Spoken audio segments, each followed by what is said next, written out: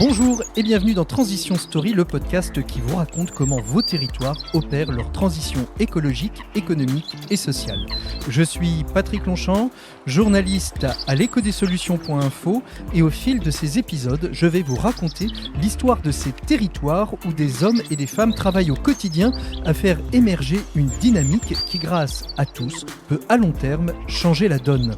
Je les questionne sur le pourquoi cela fonctionne ou pourquoi cela ne fonctionne pas, comment faire émerger une dynamique collective afin que 1 plus 1 égale 3, avec pour objectif de vous inspirer et d'inspirer d'autres territoires. Passer de l'entre-soi à l'entre-tous, permettre une bonne articulation du genou, voilà mon objectif. Bienvenue dans ce nouvel épisode, bienvenue dans Transition Story.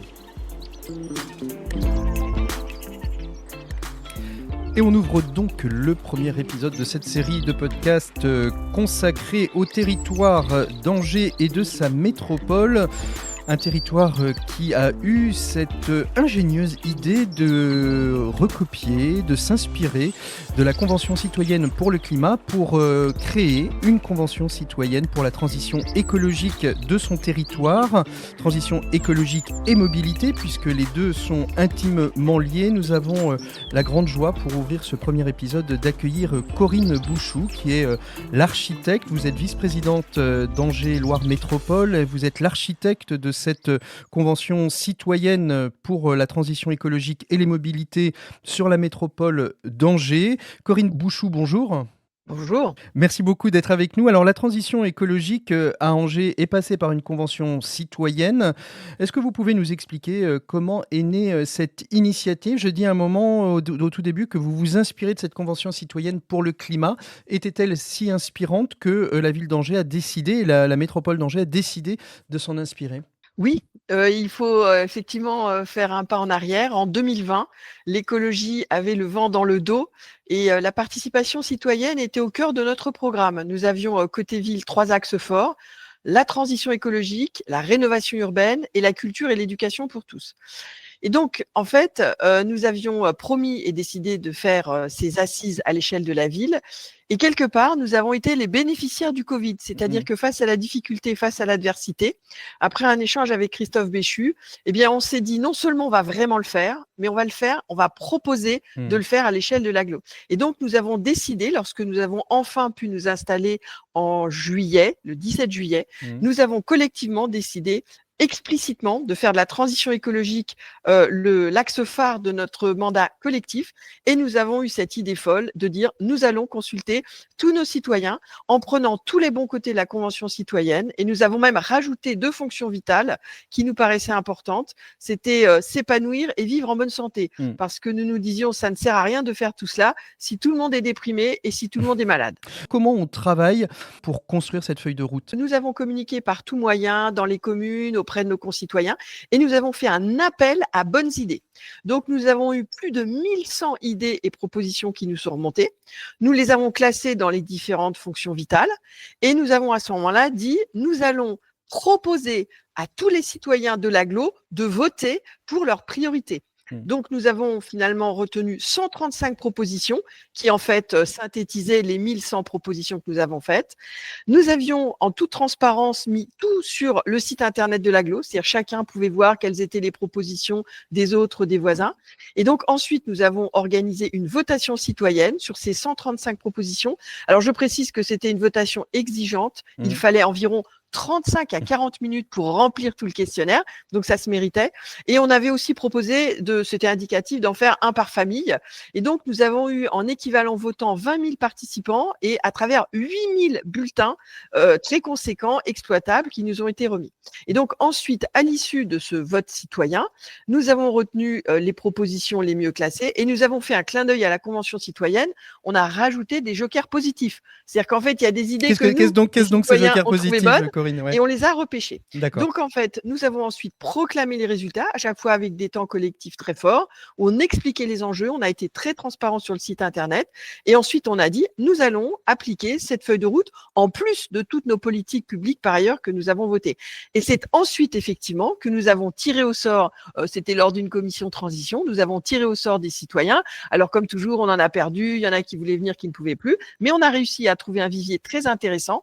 On les a fait travailler pendant 3 demi-journées suivant une méthodologie bien rodée. Et donc, on a fait ça assez tôt au début du mandat pour avoir une photo de départ où on en est. Et là, en fin de mandat, on a bouclé en fin de mandat et on a pris comme joker des membres du conseil de développement qui sont des citoyens de toute l'agglo, on va dire avec souvent peut-être une vision un peu plus critique sur l'action publique. Et donc, on a mélangé ces personnes et on leur a demandé de noter avec une échelle de notation assez simple mais claire où on en était pour toutes les fonctions vitales. Et ce qu'on constate, c'est que le score est plutôt bon puisque j'allais dire aux 3/4, nous sommes soit dans l'accomplissement, soit dans la mise en route des dispositifs auxquels on s'est engagé via ces assises. Donc, ça a été un très grand moment. Je l'ai dit récemment, en fait, en quelque sorte, ces assises, ça a été notre résilience collective. Ça a été l'occasion de faire du positif d'un moment qui avait été difficile. Alors justement, est-ce qu'il n'y a pas un biais cognitif quelque part aussi dans les enjeux qui ont été soulignés par les citoyens liés au Covid? On sait bien que aussi le temps passe, donc si on refaisait une photo ou une nouvelle votation citoyenne, on aurait peut-être de nouveaux enjeux qui apparaîtraient. On verra ça certainement dans le dernier échange qu'on aura avec Christophe Béchu, le président d'Angers-Loire Métropole. Mais est-ce qu'il n'y a pas un biais du Covid quand même qui est venu un peu impacter la question de l'intérêt général? Mais écoutez, il faut bien qu'à tout malheur, il y ait des effets positifs. Et je le redis, ce moment a été un moment de contact. Il y a des personnes qui n'avaient contact avec personne, qui ont participé à des visios. Il y a eu dans des EHPAD des ateliers, il y a eu dans des écoles. En fait, notre consultation est tombée à un moment où on avait vraiment besoin de collectif, de de relier. redonner du sens. Et donc, effectivement, nos concitoyens ont été très conscients de ce qu'était le collectif. Ils ont été conscients aussi de l'importance des transports. Ils ont été très conscients de à quel point c'est important de bien se nourrir. Donc oui, c'était peut-être un moment particulier, mais j'allais dire raison de plus. Et pour vous dire que récemment, on a échangé avec les maires de l'agglo, puisqu'on s'est situé, c'était ambitieux, à une échelle non pas communale, mais de toute l'agglo, et aucun n'a exprimé de regret, j'allais dire. Ça nous a permis de faire un grand pas en avant, de souder tous les acteurs de la transition écologique et de faire en sorte que, en tout cas ouvertement, il n'y a aucun climato-sceptique à LM, et ça, on en est très fiers. Donc, si le Covid a permis ça, ça a été un grand malheur de santé publique, mais pour nous, ça aura été un temps fort, un moment démocratique, et on a montré que même face à l'adversité, on était capable de le faire. Et c'est vrai que tout le monde pensait qu'on abandonnerait, et nous avons tenu bon, et je pense que ça nous a puissamment soudés et motivés au-delà des différences politiques. Alors comment justement, Corinne Bouchoux, on retranscrit cela pour les services techniques, sachant que c'est deux temporalités différentes entre ce que les citoyens vont faire émerger, le souhait du politique pour répondre à la question de l'intérêt général, et après mettre aussi en musique la machine technique d'Angers-Loire Métropole qui a une autre temporalité, un autre rapport au temps, aux événements, et puis qui a aussi un rapport aussi au texte de loi, aux impossibilités, aux possibilités de mettre en application. Eh bien, écoutez, je pense que le mot, vous l'avez suggéré, pour nous, ça a été une opportunité formidable. C'est-à-dire que ça a permis au directeur général des services de lancer un programme managérial interne à tous ces services qui s'appelle En Transition et qui a permis, à travers des journées ouvertes à tous, sur la base simplement de la bonne volonté, ça a permis de faire des conférences sur les questions de la transition écologique et de rendre conscient tout le monde, tous les agents, depuis l'agent d'accueil en bas qui va être le premier à renseigner les citoyens, jusqu'au directeur des services. Donc évidemment, les services étaient en apparence inégalement impactés par la transition écologique. En réalité, ce que tous ont compris à travers ces assises et cette démarche, c'est qu'en fait, c'était aussi une attente en interne. Comment est-ce qu'en interne, on va changer nos process? Comment est-ce qu'en interne, on fait le bilan de tous nos bâtiments? pour être exemplaire? Comment est-ce qu'on travaille dans toutes nos écoles, puisqu'on a la compétence des écoles pour faire la végétalisation des cours d'école? Donc, en quelque sorte, ces assises, ça a été le fil vert de notre politique publique collective, mais ça a été aussi un fil vert managérial en interne pour mobiliser tout le monde. Et je peux vous dire que maintenant, quel que soit le niveau hiérarchique, les agents en Loire Métropole, ils sont convaincus du fait qu'il y a un enjeu de territoire à faire la transition écologique et tous, à leur niveau, y participent. Alors vous mettez bien en évidence un de mes grands dadas qui est l'objectif du développement durable 17, qui est le faire alliance sur le territoire. Alors j'ai envie de poser une question, comment on embarque aussi les associations, les entreprises, le monde économique dans cette transition écologique? On voit que ce sont des citoyens, alors certains citoyens sont peut-être chefs d'entreprise, hein, mais comment est-ce qu'on embarque aussi le monde économique dans cette transition écologique d'un territoire comme Angers-Loire Métropole? Alors d'abord, vous l'avez dit, on travaille tous ensemble au niveau des vice-présidents. Moi, je travaille très bien avec Yves Gidouin, le vice-président qui s'occupe du développement économique, qui a en tête un développement qui sera vertueux. D'ailleurs, il a mis en place une charte et on a dit très clairement qu'il y a des entreprises que nous avons été heureux d'accueillir il y a 10 ans ou il y a 15 ans. Bah, peut-être maintenant, on serait moins heureux, voire peut-être on ne se précipiterait pas pour les avoir.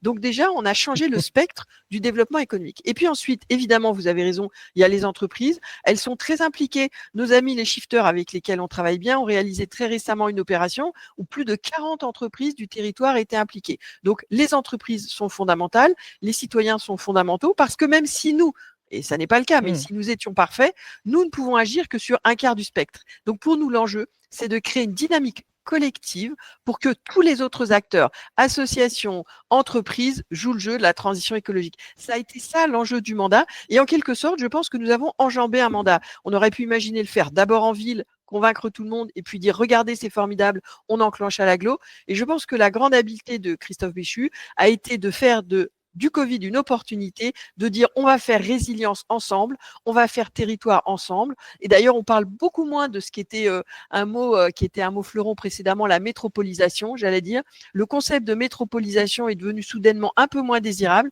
et c'est plutôt une transition écologique. Si ça aboutit à une métropole, pourquoi pas? Mais c'est vraiment maintenant un changement de spectre. Et je pense que c'est quelque chose qui a été un fil conducteur de nos politiques en interne, en externe, et qui a permis aussi de sortir des politiques en silo. Quand on est dans une grosse structure, on a des services séparés, ils font tous pour le mieux. Là, la transition écologique fait que tout le monde est obligé de parler à tout le monde en permanence. Donc, c'est complexe, donc c'est lourd, donc il faut convaincre, mais on pense que ça vaut la peine et on ne regrette pas un instant de l'avoir fait.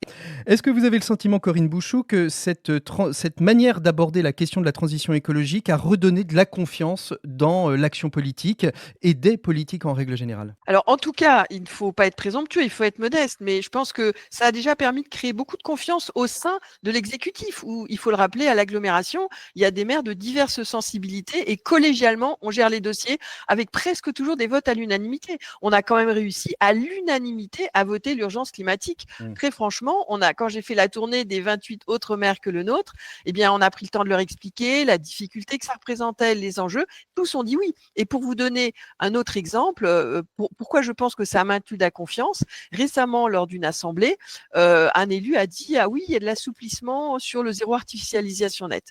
Et Christophe Béchu a relevé au mot en disant « Mais moi, je veux que nous maintenions l'objectif du ZAN, même si les textes sont assouplis ». Est-ce qu'il y a une voix dissonante? Il n'y a eu aucune voix dissonante. C'est-à-dire que tous les maires présents ont dit qu'ils étaient d'accord pour maintenir l'objectif important qu'on s'est fixé en matière du ZAN.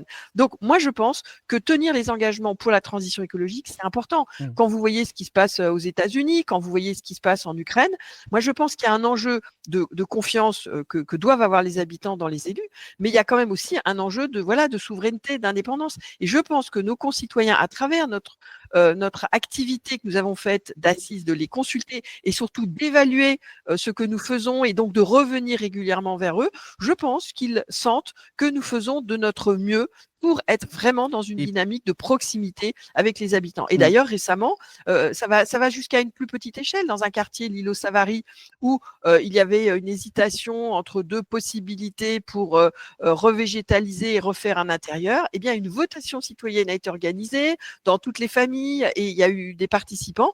Et les habitants étaient très contents de dire « Ah bon, mais je ne suis que locataire ». Bah oui, vous êtes locataire, mais vous vivez là donc on vous demande de votre avis. Donc moi, je pense que cette affaire des assises, ça a vraiment permis de maintenir et de la cohésion d'équipe et un contact Et, avec les habitants en temps réel et, qui pouvaient réellement nous et contacter. vous On réformez. revenait vers eux. Et puis, on a été stimulé aussi par le conseil de développement qui a aussi voulu savoir comment ça se passait et qui, du coup, a mis en place une commission environnement pour régulièrement nous auditionner pour dire où vous en êtes. Donc, moi, je dirais que c'était lourd. C'était exigeant, c'était beaucoup de travail pour les services, mais ça a été un très bon moyen de maintenir Ouais. vivante cette On, démocratie on a, qui, on, a, on, effectivement, a, est on, en a, difficulté. on a vraiment l'impression qu'à Angers-Loire Métropole, vous avez finalement refondu une nouvelle manière de dialoguer avec les citoyens, avec les associations, avec les entreprises, avec les différentes composantes du territoire pour justement arriver à cela.